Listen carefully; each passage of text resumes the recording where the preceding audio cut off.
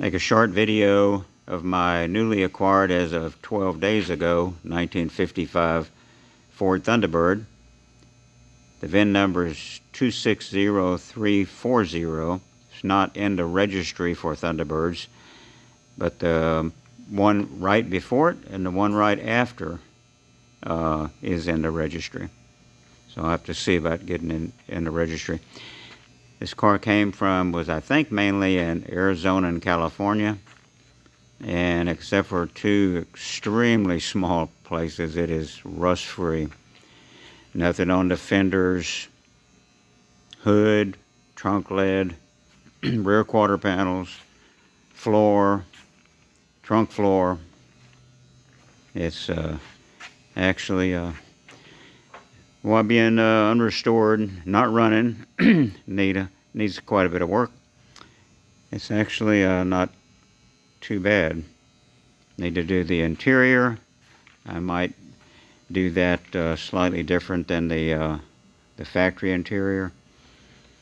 I got the power windows to work, the power seat to work, with the new battery and cables, and although the regulator and for the windows and the track needs to be cleaned, and similar situation for the seat to make them operate quicker and smooth.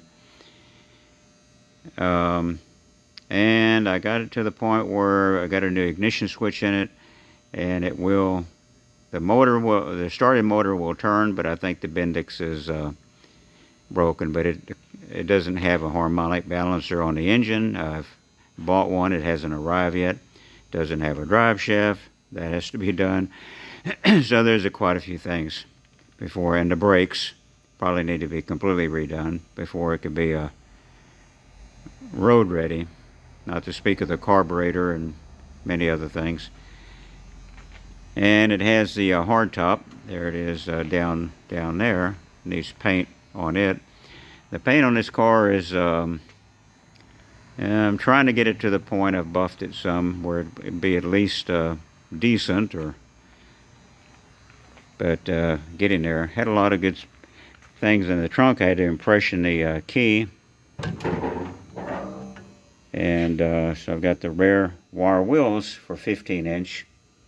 There's a fan shroud, the jacks in here, and a few other things. And had to cut off the lock in the gas cap. Didn't have a key for it. It wasn't worth it to impression it. Closes nice. I got the hood. It didn't have the latch on it. The springs were broken. I redid that, and now it closes very, very nice. Opens very nice. And so the wheels are now 14-inch like the 57 Thunderbird had, except these are not 57 Thunderbird wheels. I'm not sure what they're off of. I put turbine wheel covers on there since they're 14-inch, and it looks kind of nice with them. But I'm going to get 15-inch and with the original 55 wheel covers.